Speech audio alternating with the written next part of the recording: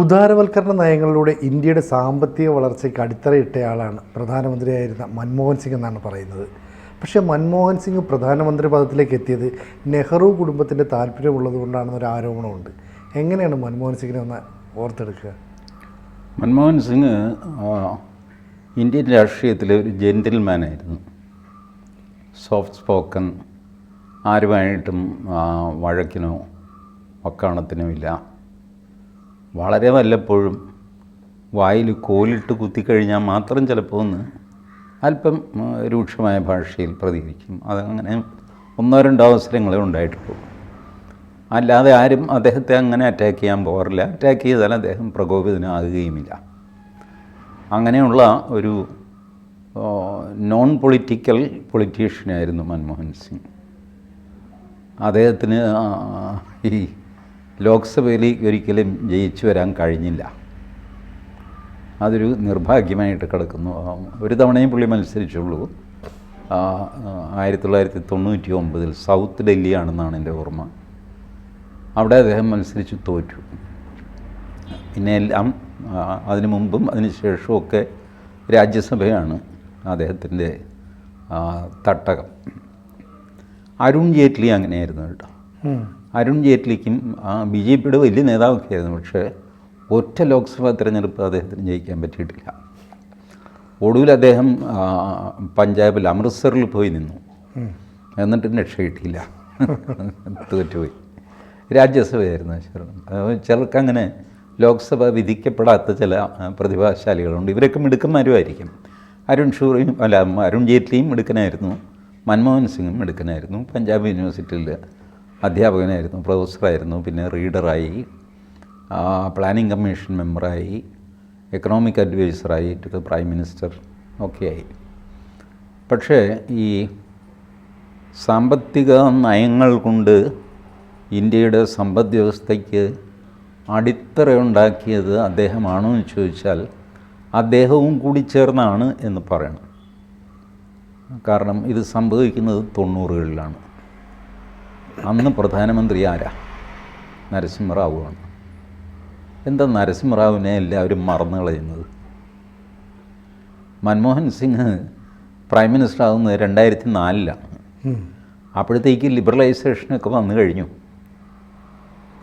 91 തെരഞ്ഞെടുപ്പിൽ രാജീവ് ഗാന്ധി ദാരുണമായി കൊല്ലപ്പെടുന്നു.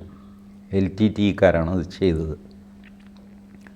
അതിനുശേഷം രണ്ടാം ഘട്ട തിരഞ്ഞെടുപ്പിൽ കോൺഗ്രസ്സിന് കുറേ അധികം സീറ്റുകൾ കിട്ടുന്നു. പക്ഷേ കോൺഗ്രസ്സിന് നേതാവില്ല. ആ സമയത്ത് പായും തലേണ എല്ലാം ചുരുട്ടിക്കൂട്ടി സജീവ രാഷ്ട്രീയം ഉപേക്ഷിച്ചിട്ട് നന്ദ്യാൽ എന്ന് പറഞ്ഞ ആന്ധ്രാപ്രദേശിലെ തൻ്റെ ഗ്രാമത്തിലേക്ക് റാവു തിരിച്ചുപോയി കഴിഞ്ഞിരുന്നു. ആ റാവുവിനെ വിളിച്ചു വരുത്തി കോൺഗ്രസ് പ്രൈം മിനിസ്റ്റർ ആക്കുകയായിരുന്നു. റാവുവും ഇതുപോലെ സോഫ്റ്റ് സ്പോക്കനാണ്, വാഗ്വാദത്തിന് പോകാത്ത ആളാണ്, 16 ഭാഷകളറിയാം, അസാമാന്യ പണ്ഡിതനാണ്. ദീർഘകാലം വിദേശകാര്യമന്ത്രിയായിരുന്നതിനാൽ എല്ലാ രാജ്യങ്ങളിലെ തലവന്മാരുമായിട്ട് നല്ല ബന്ധം റാവുവിനുണ്ട്. ബട്ട് ഒരു കാര്യം മാത്രം സോണിയ പ്രതീക്ഷിച്ച് നടന്നില്ല. റാവു സോണിയാഗാന്ധിയുടെ അടിമയായി പ്രവർത്തിക്കാൻ തയ്യാറായിരുന്നില്ല. അതുകൊണ്ടാണ് ലിബറലൈസേഷൻ നടന്നത് തന്നെ. ലിബറലൈസേഷൻ നമുക്കന്ന് ഒരു നിസ്സഹായ അവസ്ഥയായിരുന്നു. ഈ ഫെയ്റ്റ് അക്കംപ്ലി എന്നൊക്കെ പറയുമല്ലോ. ഒരു കാര്യം സംഭവിച്ച് കഴിഞ്ഞു, ഇനിയിപ്പം നിങ്ങൾ ലിബറലൈസ് ചെയ്തില്ലെങ്കിലും രാജ്യം ആ രീതിയിലേക്ക് പോവും എന്നുള്ള ഒരു ഘട്ടം.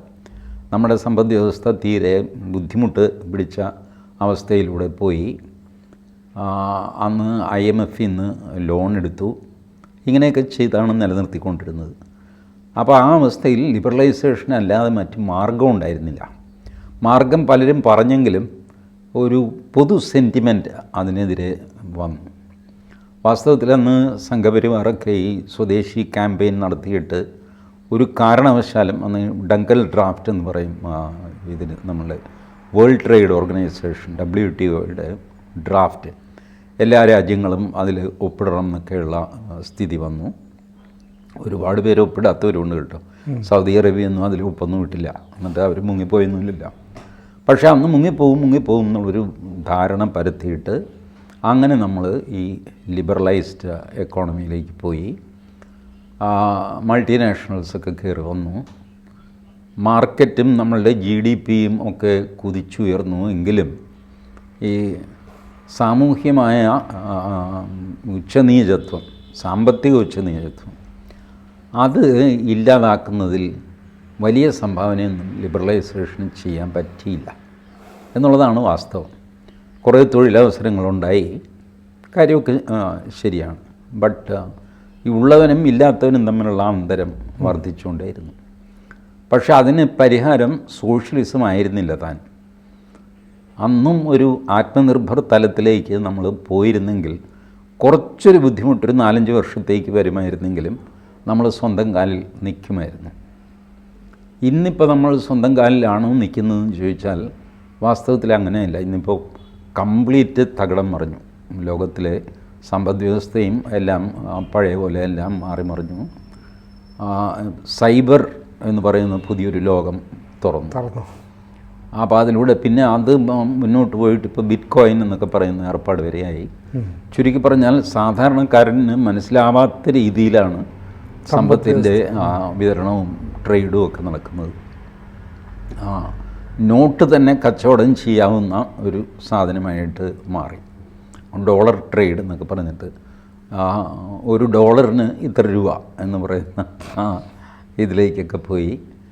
അപ്പോൾ അങ്ങനത്തെ ഒരു അവസ്ഥയെത്തി. അത് അന്നത്തെ ഒരു അനിവാര്യതയായിരുന്നു എന്ന് വേണമെങ്കിൽ വാദിക്കാം. ഈ അനിവാര്യതയിൽ ധനകാര്യമന്ത്രി ആയിരുന്ന ആളാണ് മൻമോഹൻ സിംഗ്. പ്രധാനമന്ത്രി നരസിംഹറാവു ആയിരുന്നു. പ്രധാനമന്ത്രിയുടെ പിന്തുണയില്ലാതെ നിങ്ങൾക്കൊരു സാമ്പത്തിക നയം നടപ്പിലാക്കാൻ പറ്റുമോ? പറ്റില്ല. അപ്പോൾ പ്രധാനമന്ത്രിയാണ് അതിൻ്റെ ആണിക്കല്ല്.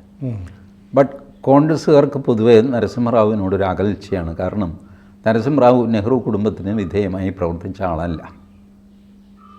ആഴ്ചയിലൊരിക്കൽ സോണിയാഗാന്ധിക്ക് ഫോൺ ചെയ്ത് പുള്ളി സംസാരിക്കുമായിരുന്നു. ബ്രീഫിംഗ്, ഇന്നതൊക്കെ ചെയ്തു, ഇന്നത് ചെയ്യാൻ ബാക്കിയുണ്ടെന്നൊക്കെ പറയും. കുറക്കാലം കഴിയുമ്പോൾ നരസിംഹറാവു അതും നിർത്തി. അതോടെ സോണിയാഗാന്ധിക്ക് നരസിംഹറാവു ശത്രുവായി. നരസിംഹറാവുവാണ് മരണത്തിന് ശേഷം AICC ഹെഡ്ക്വാർട്ടേഴ്സിൽ മൃതദേഹം പൊതുദർശനത്തിന് വയ്ക്കാത്ത ഏക പ്രധാനമന്ത്രിയും കോൺഗ്രസ് പ്രസിഡന്റ് നരസിംഹറാവുവാണ്. വെച്ചില്ല. അത് ആന്ധ്രയിൽ കൊണ്ടുപോയി. അത് ഏറ്റുവാങ്ങാൻ ആളില്ലാതെ പോയി. അത് സ്ട്രെച്ചറിൽ നിന്ന് താഴെ വീണു. വളരെ മോശം കാര്യങ്ങൾ, എനിക്കിവിടെ പറയാൻ പറ്റാത്ത കാര്യങ്ങളൊക്കെ സംഭവിച്ചു. അദ്ദേഹം പിന്നെ നന്ദ്യാലിൽ കൊണ്ടുപോയി സംസ്കരിച്ചു. മനഃപൂർവ്വം സോണിയാഗാന്ധി ചെയ്താണോ? അവഗണിച്ചു. നരസിംഹറാവിനൊരു സ്മാരകമുണ്ടോ ഡൽഹിയിൽ? ഇല്ല.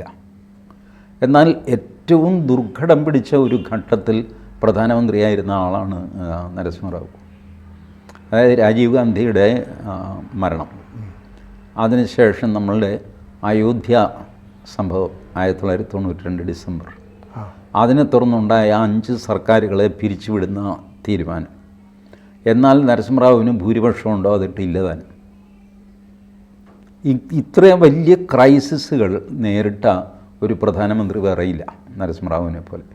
അതിൻ്റെ കൂടെയാണ് ഈ ലിബറലൈസേഷൻ്റെ ഭാരവും. ഇതെല്ലാം വഹിച്ചവനാണ് നരസിംഹറാവു. നരസിംഹറാവുവിന് ഡൽഹിയിൽ അദ്ദേഹത്തിൻ്റെ പൊതുദർശനം ഉണ്ടായില്ല, അദ്ദേഹത്തിന് സ്മാരകമില്ല, ഒന്നുമില്ല. ഇപ്പം മൻമോഹൻ സിംഗിന് ഞാൻ അറിയുന്നത് രാജ്ഘട്ടിനടുത്ത് ഡീസൻ്റായിട്ട് ഡൽഹിയിൽ പ്രത്യേക അന്ത്യവിശ്രമത്തിനുള്ള സംവിധാനം ഇന്ന് തന്നെ ഒരുക്കാൻ തുടങ്ങിയിട്ടുണ്ട്. നാളെ ആയിരിക്കും ഒരുപക്ഷെ. അപ്പോൾ ഈ ഡ്യൂ ക്രെഡിറ്റ് പോകേണ്ടത് നരസിംഹറാവുവിനാണ് മൻമോഹൻ സിംഗിനേക്കാൾ കൂടുതൽ. മൻമോഹൻ സിംഗ് അക്കാഡമീഷ്യനായിരുന്നു, പൊളിറ്റീഷ്യനായിരുന്നില്ല. പൊളിറ്റിക്സ് കൈകാര്യം ചെയ്തുകൊണ്ടിരുന്നത് സോണിയാഗാന്ധിയുടെ കോട്ടേറി, അഹമ്മദ് പട്ടേൽ, ചിദംബരം, ഇവരൊക്കെ ചേർന്ന പ്രണബ് മുഖർജി, ഇവരൊക്കെയാണ് രാഷ്ട്രീയം കൈകാര്യം ചെയ്തുകൊണ്ടിരുന്നത്. മൻമോഹൻ സിംഗ് പ്രധാനമന്ത്രി ആയിരുന്നപ്പോഴും ഇതൊക്കെ തന്നെയായിരുന്നു സ്ഥിതി. ധനകാര്യമന്ത്രിയായിരുന്നു നരസിംഹറാവുവിൻ്റെ കൂട്ടത്തിൽ. ആ ഒരു ക്രെഡിറ്റ് തീർച്ചയായിട്ടും മൻമോഹൻ സിംഗ് അർഹിക്കുന്നു. അതിൽ കവിഞ്ഞുള്ള ഈ ഊതി വീർപ്പിക്കലിനോട് എനിക്ക് യോജിക്കാൻ സാധ്യമല്ല. ശരിക്കും പറഞ്ഞാൽ സോണിയാഗാന്ധിയുടെ കയ്യിലൊരു പപ്പറ്റായിരുന്നു. പപ്പറ്റായിരുന്നു എന്ന് പറഞ്ഞാൽ പപ്പറ്റാവാൻ തയ്യാറുള്ള ഒരാൾ മൻമോഹൻ സിംഗ് ആയിരുന്നു. ഒരു സ്റ്റേച്ചർ വേണം പ്രധാനമന്ത്രി എന്ന് പറയുമ്പോൾ. മൻമോഹൻ സിംഗിൻ്റെ അക്കാഡമിക് ക്രെഡൻഷ്യൽ ഭീകരമാണ്. അദ്ദേഹം പഠിക്കാത്തതും പഠിപ്പിക്കാത്തതുമായ യൂണിവേഴ്സിറ്റികളില്ല ലോകത്തിൽ, അങ്ങനെയൊക്കെയുള്ള വലിയ ഇതാണ്. അതേസമയം നട്ടെല്ല് എന്ന് പറയുന്നൊരു സാധനം ഉണ്ടാവാനും പാടില്ല. ഇതായിരുന്നു കണ്ടീഷൻ. അപ്പോൾ എല്ലാം അത് ഫിറ്റായത് മൻമോഹൻ സിംഗിനാണ്. അങ്ങനെ സോണിയാഗാന്ധി മൻമോഹൻ സിംഗിനെ വെച്ചു. റാവുവിനെ വെച്ച പോലെ മിസ്കാൽക്കുലേഷൻ വരരുത് എന്ന് വിചാരിച്ചിട്ട് കൃത്യമായ പ്ലാനിങ്. ഇല്ലെങ്കിൽ അവർ വയ്ക്കേണ്ടത് പ്രണബ് മുഖർജിയാണ്. കോൺഗ്രസിൽ തലയെടുപ്പുള്ള ആൾ പ്രണബ് മുഖർജിയാണ്. എല്ലാം കൊണ്ടും കഴിവും പാരമ്പര്യവും അടിയും തടയും ഒക്കെ രാഷ്ട്രീയവും ഭരണവും ഒക്കെ അറിയാവുന്ന മനുഷ്യൻ പ്രണബ് മുഖർജിയായിരുന്നു. ബട്ട് സോണിയ അത് ചെയ്തില്ല. കാരണം പ്രണബ് മുഖർജിയും തന്നെ വെല്ലുവിളിക്കുമോ എന്ന് സോണിയ ഭയന്നിരുന്നു. അങ്ങനെയാണ് ഏറ്റവും സോഫ്റ്റായിട്ടുള്ള എന്തിനും വഴങ്ങുന്ന മൻമോഹൻ സിംഗിനെ വയ്ക്കുകയും നാഷണൽ അഡ്വൈസറി കൗൺസിൽ എന്ന് പറഞ്ഞ് പ്രത്യേകം ഉണ്ടാക്കിയിട്ട് അതിലേക്ക് എല്ലാ ഫയലും വിളിച്ചു വരുത്തി അവർ കാണുകയും ഒക്കെ ചെയ്തിരുന്നു. വാസ്തവത്തിൽ ഭരണഘടനാ വിരുദ്ധമായ കാര്യങ്ങൾ വരെ മൻമോഹൻ സിംഗ് അനുവദിച്ചിരുന്നു. അതിൻ്റെ കൂടെ അഴിമതിയും, അതാണ് 2G സ്പെക്ട്രമായിട്ടും കോൾ സ്കാമായിട്ടും ഒക്കെ തിരിച്ചടിച്ച് കോൺഗ്രസിൻ്റെ കുറ്റി തെറിപ്പിച്ച് കളഞ്ഞ സംഭവങ്ങളെല്ലാം ഉണ്ടായത് ഈ മനുഷ്യൻ്റെ കാലത്താണ്. ഇദ്ദേഹം ശക്തമായ തീരുമാനങ്ങൾ എടുത്തിരുന്നെങ്കിൽ ഇത്ര അപകടം കോൺഗ്രസിനും ഉണ്ടാകുമായിരുന്നില്ല, രാജ്യത്തിനും ഉണ്ടാകുമായിരുന്നില്ല. രണ്ടാം മുഴുവൻ ലഭിച്ചില്ലേ? പക്ഷേ എന്നിട്ടും രണ്ടാം മുഴുവൻ ലഭിക്കാൻ കാര്യം ഇതാണ്, സോഫ്റ്റാണ്.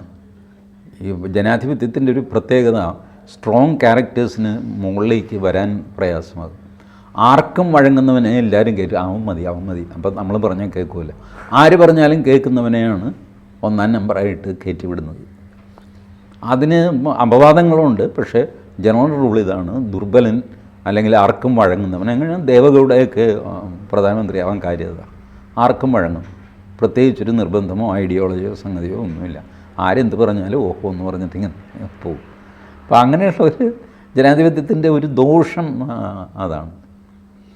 അപ്പം അങ്ങനെ ശരിക്കും പറഞ്ഞാൽ സഞ്ജയ് ബാറുവിൻ്റെ പുസ്തകമല്ലേ ആക്സിഡൻ്റൽ പ്രൈം മിനിസ്റ്റർ, കറക്റ്റാണ് ആ പ്രയോഗം.